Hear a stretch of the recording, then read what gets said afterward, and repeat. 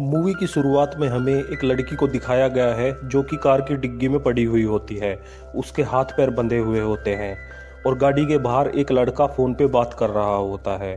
तो चलिए इस मूवी को स्टार्ट करते हैं। मूवी के अगले सीन में दिखाया गया है कि ईडन नाम की लड़की अपने घर पे होती है। तभी उसकी एक फ्रेंड आती है और उससे बोलती है कि आज रात हम पार्टी में चलेंगे, लेकिन उनके पास पार्टी में जाने के लिए पास नहीं होता। लेकिन फिर उसकी फ्रेंड उसे दिखाती है कि उसने एक फेक आईडी कार्ड बना रखा है कि उसके ज़रिए वो चले जाएंगे। फिर थोड़ी ही देर बाद उस लड़की का डैड उसके पास आता है और उसको एक रिंग गिफ्ट करता है और वो रिंग वो लड़की पहन लेती है। अब मूवी में आगे एक पुलिस वाले को दिखाया गया होता है। वो कहीं जा रहा होता है, उसे दो पुलिस वाले और मिलते हैं और वो वहाँ जाता है और देखता है कि एक लड़की मरी हुई होती है और उसके पैर में एक ट्रैकर बंधा हुआ होता है। तो वो पुलिस वाला उन दोनों पुलिस वालों को मार देता है और वो इन दोनों को क्यों मारता है ये मूवी में आगे पता चलेगा। अब मूवी में आगे दिखाया गया है कि दोनों फ्रेंड पार्टी में चली जाती है और वो पार्टी में इंजॉय करती रहती है। तभी ईडन को एक लड़का दिखाई देता है। वो लड़का बहुत ही देखने में सुंदर होता है, तो ईडन उसकी तरफ अट्रैक्ट हो जाती है और फिर वो आपस में बातें करने लग जाते हैं। वो लड़का अपने आप को फायर फाइटर बताता है और फिर वो घूमने के लिए कहता है। तो ईडन तैयार हो जाती है और वो एक कार में घूमने के लिए निकल पड़ते हैं। घूमते घूमते वो एक जगह पे पहुंचते हैं और कार रुकती है। तो वो लड़का बाहर जाके किसी से बातें करने लगता है, लेकिन ईडन तभी कार में नज़र घुमा के देखती है तो वो वहाँ पे बहुत सारे ड्रेसेस पड़ी हुई होती है और वहाँ पे एक कार्ड भी पड़ा हुआ होता है जो कि फायर फाइटर का कार्ड होता है, लेकिन वो नकली होता है। वो पहचान लेती है और वो वहाँ से बच के निकल के भागने लगती है, लेकिन तभी वो लड़का आ जाता है। वो ईडन पे वार करता है और वहाँ से ईडन को ले जाता है। फिर थोड़ी ही देर बाद ईडन को एक ट्रक में बैठा हुआ दिखाया जाता है और वो कहीं उसे ले जा रहे होते हैं। फिर वो अपनी जगह पे पहुँच के ईडन को एक हॉस्पिटल में ले जाते हैं और वहाँ पे ईडन को एक इंजेक्शन देते हैं ताकि वो बेहोश हो सके। ईडन को बेहोश करने के बाद वो उसके पैर में एक ट्रैकर लगा देते हैं। इस ट्रैकर में एक जीपीएस लगा होता है और ईडन को जैसे ही होश आता है तो वो देखता है कि वहाँ पे बहुत सारी लड़कियाँ उसके साथ बंद हुई होती है। फिर थोड़ी ही देर बाद एक आदमी आता है और ये आदमी वही होता है जिसने उन दो पुलिस वालों को मारा होता है और ये भी एक पुलिस वाला ही होता है। वो पुलिस वाला इन सभी लड़कियों को लाइन में खड़ा कर देता है और फिर वो इन सभी लड़कियों को एक एक कैट देता है और वो कैट इसलिए देता है कि ताकि इनका टाइम पास हो सके और इसके साथ वो खेल सके। और फिर नेक्स्ट सीन में दिखाया गया है कि इन सभी लड़कियों को नहलाया जाता है और फिर इनको ड्रग्स दिया जाता है। फिर वहाँ पे एक लड़का आता है और वो इन सभी को अपने साथ लेके जाता है। फिर वहाँ पे इनकी एडल्ट मूवीज़ बनाई जाती है और वो इन सभी को वेश्यावृत्ति के लिए तैयार करते हैं। ये सारे काम इनसे इसलिए कराए जाते हैं ताकि इन लड़कियों को इन सब की आदत पड़ जाए और फिर ये कभी भी बागी ना बने। और फिर अगले सीन में दिखाया जाता है कि ईडन को एक लड़का गाड़ी में बैठा के कहीं लेके जा रहा होता है और ईडन को स्कूल गर्ल के कपड़े पहनाए हुए होते हैं और वो कहीं जा रहे होते हैं और उसको स्कूल गर्ल के कपड़े इसलिए पहनाए गए होते हैं क्योंकि क्लाइंट ने ऐसी ही लड़की मांगी थी जिसने स्कूल गर्ल के कपड़े पहने हुए होते हैं। और वो उस लड़की को लेके जाता है और क्लाइंट के पास जाने के बाद वो उसको छोड़ देता है और वो खुद दूसरे कमरे में बैठ जाता है। लेकिन तभी वो तेज़ आवाज़ सुनता है और वहाँ जाके देखता है तो उसने ईडन ने क्लाइंट के सर पे कुछ मार दिया होता है और वो वहाँ से भाग गई होती है और वो भागते भागते एक घर के सामने जाके गिर जाती है और वो लड़का भी वहाँ पे आ जाता है और ईडन को पकड़ ले जाता है। लेकिन उस घर में एक लेडीज होती है, वो उससे पूछती है कि तुम इसे कहाँ ले जा रहे हो। तो वो लड़का उस लेडीज़ को बोलता है कि ये ड्रग एडिक्ट है और हम इसे पकड़ के हॉस्पिटल लेके जा रहे हैं। अब वो लड़का ईडन को अपने साथ ले जाता है और वो उसे ले जाने के बाद उसे पनिशमेंट देने के लिए एक बहुत बड़ा टब लेता है और उसमें बर्फ़ भर के उसमें ईडन को बैठा देता है और अब बोलता है कि ये पूरी रात यहीं पे रहेगी। अब उस लड़के को बाहर पुलिस वाला मिलता है और वो पुलिस वाला उस लड़के को बोलता है कि तुमने इस बार बहुत बड़ी गलती करी है और वो पुलिस वाला उस लड़के को एक थप्पड़ मारता है। अब कहानी में आगे दिखाया गया है कि ईडन वहाँ पे बैठी हुई होती है और अब ईडन को इन सब चीज़ों की आदत पड़ गई होती है और ईडन के पास एक लड़की बैठी हुई होती है, उसका नाम प्रिंसला होता है और वो दोनों आपस में बातें कर रहे होते हैं।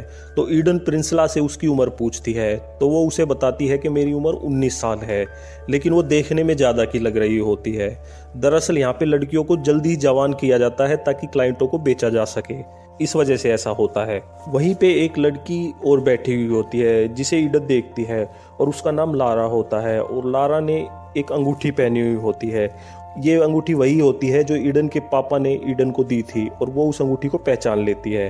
अब सभी लड़कियों को एक साथ दिखाया गया है, उनमें से लड़कियां सेलेक्ट करके अपनी अपनी जगह पे भेजी जा सके क्लाइंटों को खुश करने के लिए। फिर ईडन वहाँ से वापस आती है और देखती है कि वहाँ पे उसकी फ्रेंड प्रिंसिला नहीं होती, और वो समझ जाती कि प्रिंसिला भी वहीं चली गई जहाँ बाकी और लड़कियां भेज दी जाती है। अब सभी लड़कियां सो रही होती है और ईडन चुपके से जाके लारा के कमरे में चली जाती है जिसने कि उसकी अंगूठी पहनी हुई होती है। फिर ईडन लारा पे वार करती है और उससे अपनी अंगूठी छीन लेती है, लेकिन तभी वहाँ पे गार्ड आ जाते हैं और ईडन को वहाँ से खींच के बाहर ले जाते हैं और फिर उसे उस लड़के के सामने खड़ा कर देते हैं। वो लड़का ईडन को अंगूठी देता है और बोलता है कि तुम इसे निगल जाओ, और ईडन को वो अंगूठी निगलनी पड़ जाती है। फिर ईडन रोने लगती है और वो बताती है कि यहाँ पे तुम्हारा सब मजाक उड़ाते हैं और सब तुम्हें उस पुलिस वाले का चमचा चमचा बोलते हैं। ये सुन के लड़का कुछ नहीं बोलता। फिर नेक्स्ट सीन में वो लड़का सभी लड़कियों को कस्टमर के पास लेके जाता है और काम होने के बाद वो पैसे मांगता है, लेकिन उसका कस्टमर उस लड़के को पैसे देता नहीं और बंदूक दिखाता है, और ईडन वहाँ से उस लड़के को बचा के ले आती है। फिर नेक्स्ट सीन में ईडन टॉयलेट जाती है। टॉयलेट में जो उसने अंगूठी निकली थी वो निकल आती है। फिर वो वहाँ से उस अंगूठी को निकाल के साफ करके पहन लेती है, क्योंकि वो उसके पापा की दी हुई रिक होती है, इस वजह से वो उसे पहन लेती है। अब वान भी ईडन के करीब आने लगता है। वो कस्टमर को भेजने के बहाने ईडन को अपने घर ले जाने लगता है। अब ईडन वहाँ देखती है कि वहाँ पे बहुत सारी फोटो पड़ी होती है, और उस फोटो में एक फोटो वो भी होती है कि जिसने ईडन को किडनैप किया था। अब मूवी में लारा को दिखाया गया है और वहाँ पे वॉर्न आता है, और वॉर्न लारा को बोलता है कि आगे से ये सारा काम अब ईडन संभालेगी, और वो सारा चार्ज लारा से लेके ईडन को दे देता है। इस चीज़ से लारा बहुत गुस्सा होती है, और वॉर्न इसलिए करता है कि अब वो ईडन पे भरोसा करने लग गया था, और ईडन भी वॉर्न का भरोसा जीतने के लिए सारा काम अच्छे से निपटाने लग जाती है। अब इन सब के हेड उस पुलिस वाले को दिखाया गया होता है। वो ड्रग्स के ऊपर स्पीच दे रहा होता है कि तभी वहाँ पे एक एजेंट आता है और वो उस पुलिस वाले से मिलता है, और वो बोलता है कि जो एक लड़की की लाश मिली थी और उसके पैर में जो पट्टा बंधा हुआ था जिसमें जीपीएस लगा हुआ था, हम उसके जरिए कातिलों तक पहुंच सकते हैं, और वो आपस में यही बातें करते रहते हैं। अब वॉर्न उस पुलिस वाले से मिलने के लिए कहीं पे जाता है। वहाँ पे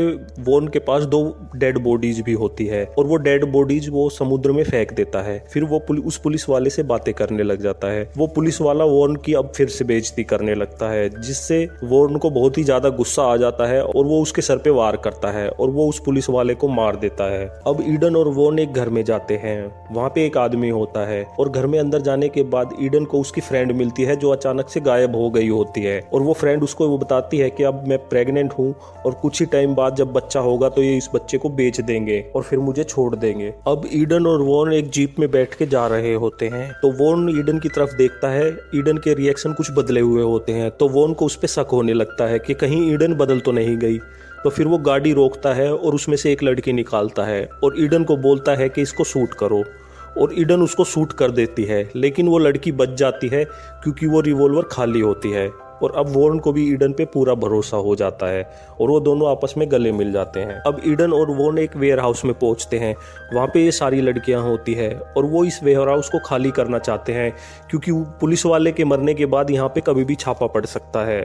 और ये एक ट्रक में जा रहे होते हैं। सारी लड़कियों को एक ट्रक में भर दिया जाता है, लेकिन ईडन अलग से वॉर्न के साथ जा रही होती है। ईडन को पता चलता है कि अब इन सभी को और ईडन को भी इस देश से बाहर भेज दिया जाएगा। कि ये सोच के ईडन बहुत ही ज्यादा घबरा जाती है। फिर वॉर्न और ईडन एक घर में पहुंचते हैं।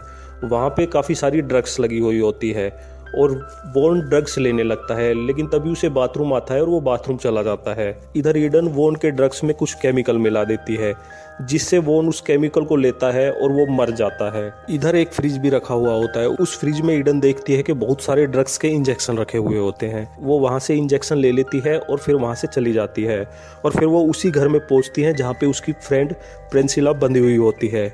और वो जैसे ही वहाँ जाती है तो उस आदमी से बोलती है कि मुझे प्रिंसिला से मिलना है, लेकिन वो आदमी मना कर देता है। लेकिन ईडन उसे बोलती है तो फिर वो मान जाता है, और वो जैसे ही मुड़ के जाने लगता है तो फिर ईडन पीछे से उसको ड्रग्स का इंजेक्शन दे देती है, जिससे कि वो बेहोश हो जाता है।